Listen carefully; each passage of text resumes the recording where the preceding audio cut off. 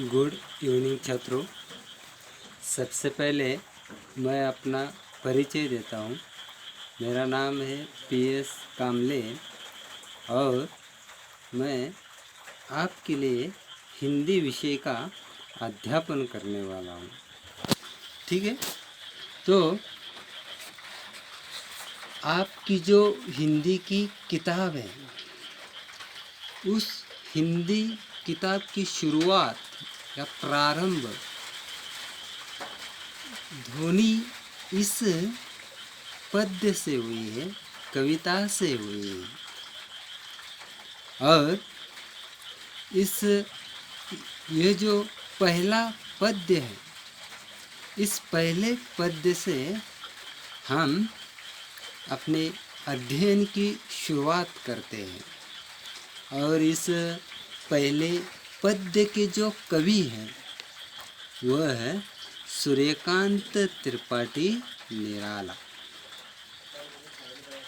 छात्रों, सबसे पहले इस पद्य की शुरुआत करने से पहले मैं आपको एक बात बताना चाहूँगा।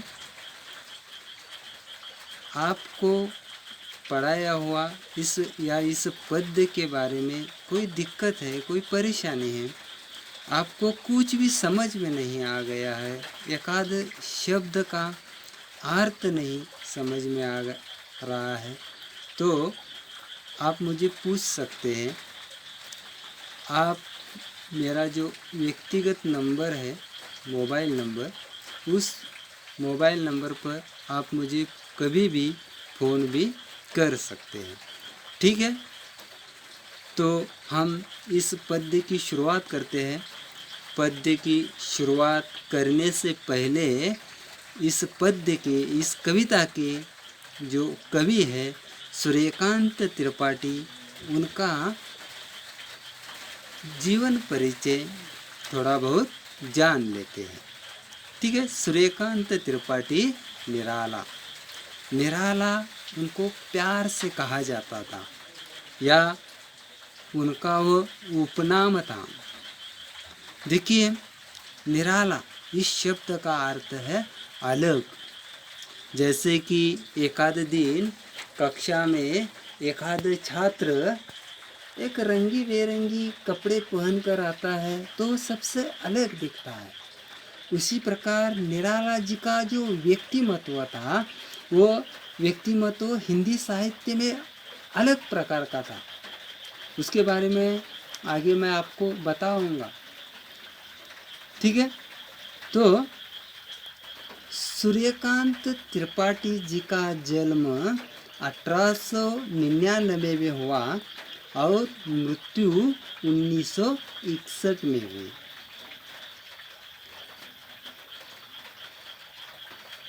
सूर्यकांत त्रिपाठी जी पश्चिम बंगाल के रहने वाले थे, जो भारत का एक राज्य है, स्टेट है। ठीक है, तो उन्होंने अपनी काव्य रचना का प्रारंभ उनकी मातृभाषा में, मतलब बांग्ला भाषा से शुरुआत की। उन्होंने सिर्फ हिंदी साहित्य में या हिंदी भाषा में ही काव्य रचना नहीं की, तो उसके साथ, हिंदी के साथ उन्होंने संस्कृत, बांग्ला, फारसी, जर्मनी भाषा में भी क्या की, काव्य रचना की। इनकी रचनाओं में हमें क्रांति, विद्रोह, प्रेम दिखाई देता है। और सूर्यकांत त्रिपाठी जी का पूरा जीवन है, वो पूरा जीवन संघर्षमय रहा है। मतलब क्यों संघर्षमय रहा उनका जीवन? क्योंकि सूर्यकांत त्रिपाठी एक ऐसे व्यक्ति थे, एक ऐसा व्यक्तिमत्व था, जहाँ कहीं भी उन्हें अन्याय दिखता, उसके खिलाफ वो क्या करते थे, आवाज़ उठाते थे। कोई लाचार है, दुखी है, या किसी व्यक्ति पर अन्याय हो रहा है, तो उसके खिलाफ वो क्या करते थे, आवाज़ उठाते थे। और ऐसे आवाज़ उठाने वाले, अन्याय के खिलाफ आवाज़ उठाने वाले व्यक्ति को संघर्ष झेलना पड़ता है। तो उनका जीवन, पूरा जीवन संघर्ष में रहा है। उनका जो अंत है, उनकी मौत है पश्चिम बंगाल के कोलकाता शहर में एक 10 बाय 10 के कमरे में हो गई। इसी प्रकार उनका जीवन संघर्ष में रहा है। उन्होंने बहुत काव्य रचना की है। हम उनकी यहाँ पर कविता देख रहे हैं, तो उनके सिर्फ कविता संग्रह के बारे में आज हम देखते हैं। अनामिका, परिमल और गीतिका, ये उनके प्रसिद्ध कविता संग्रह है। सूर्यकांत त्रिपाठी जी ने काव्य रचना के साथ साथ भारतीय स्वतंत्रता या भारतीय आज़ादी के लिए भी क्या किया है, अपना योगदान दिया है। अब इस सूर्यकांत, इस नाम में भी एक रहस्य है। उनका जन्म इतवार के दिन हुआ था, और इतवार को मराठी में रविवार कहा जाता है। रवि यानी सूर्य, और उसके ऊपर उनका एक नाम पड़ा हुआ है, सूर्यदास। ठीक है, तो यहाँ पर हमने इस पद्य के जो कवि है, उस कवि का परिचय देख लिया। अब यह जो पद्य है ध्वनि, वह ध्वनि भाषा की सबसे छोटी इकाई है, सबसे छोटी। लेकिन यहाँ पर हम उसका अर्थ आवाज़ ले सकते हैं, आवाज़। तो सूर्यकांत त्रिपाठी अपनी आवाज़, अपनी विचार हमारे सामने क्या कर रहे हैं, प्रकट कर रहे हैं।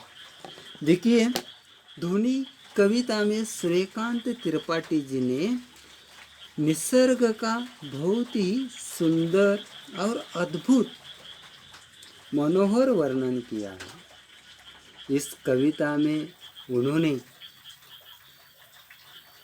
निसर्ग के मदद से मानव के मन की भावनाओं को उजागर किया है, हमारे सामने दर्शाया है। तो पद्य की शुरुआत मैं करता हूँ। सबसे पहले इस पद्य में 4 चरण हैं। सबसे पहले मैं पहला चरण पढ़ता हूँ।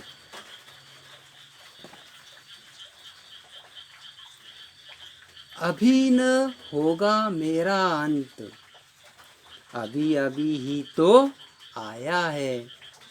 मेरे वन में मृदुल वसंत, अभी न होगा मेरा अंत। अब देखिए,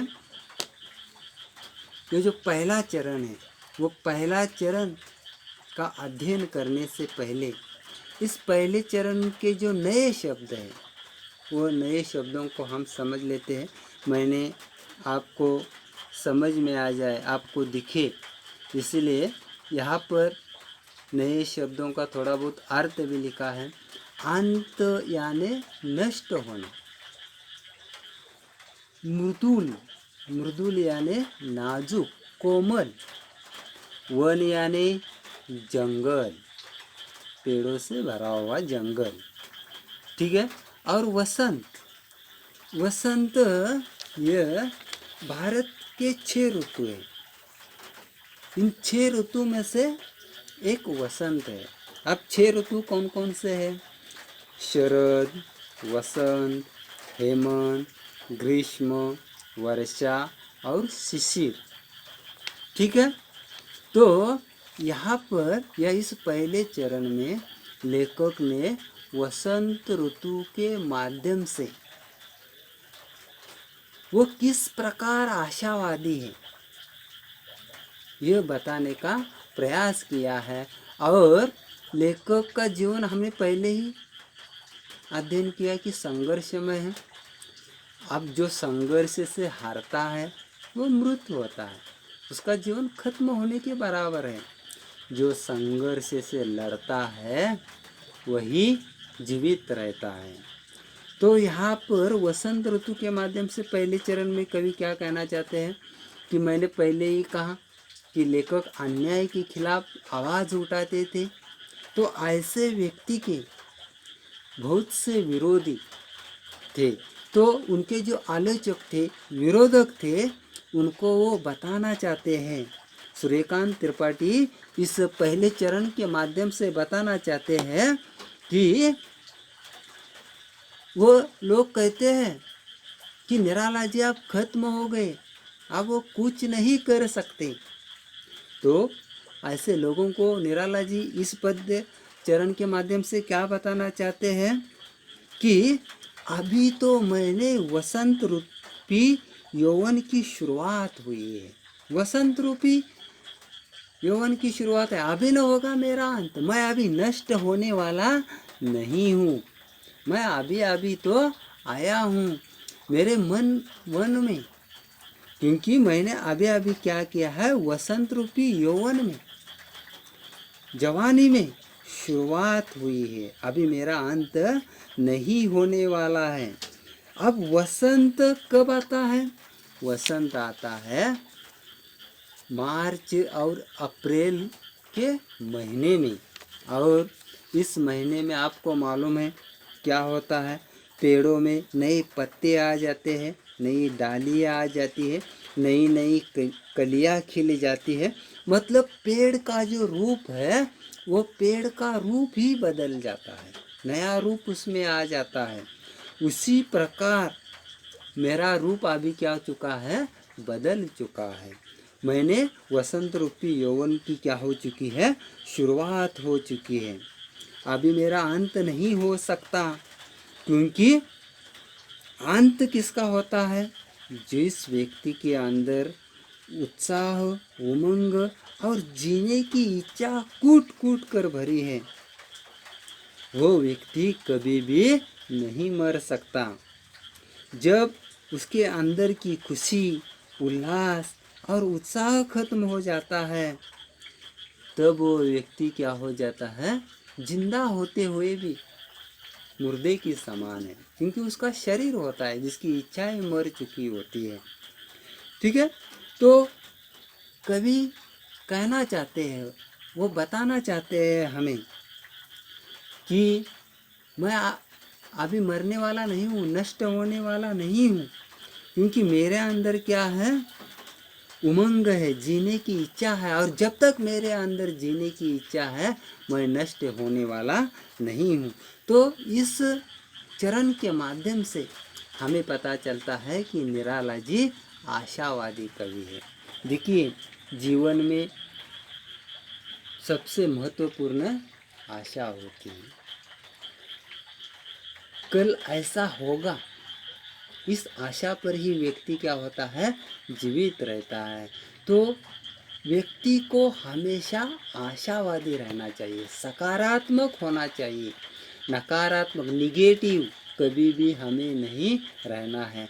हमें हमेशा पॉजिटिव विचार करना चाहिए। और कवि हमें यही बताना चाहते हैं कि जीवन जीते समय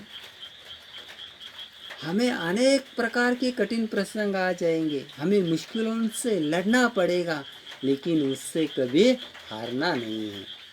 हमें लड़ते रहना है, हमें आशावादी रहना है। हमें ये विचार करना है कि ये आने वाली घड़ी क्या हो जाएगी, बदल जाएगी, ये वक्त बदल जाएगा या मैं बदलूँगा, ऐसे आशावादी होना चाहिए। और कवि यही बताना चाहते हैं कि मैं कैसा हूँ, आशावादी है। और आप जैसे बच्चों को, इस देश के युवकों को निराला जी बताना चाहते हैं और अपने व्यक्तित्व से बताना चाहते हैं कि व्यक्ति को हमेशा कैसा रहना चाहिए, आशावादी होना चाहिए, जीने की लालसा होनी चाहिए, इच्छा होनी चाहिए। परिस्थिति कैसी भी हो, हमें क्या करना चाहिए, आशावादी होना चाहिए। मैं आपको एक उदाहरण बता देना चाहता हूँ, और वो उदाहरण है भावेश भाटिया। वो सनराइज कैंडल जो है उसके मालिक है। आपने कभी उसका इस्तेमाल भी किया होगा। मैं ये उदाहरण आपको इसलिए बता रहा हूँ क्योंकि ये जो भावेश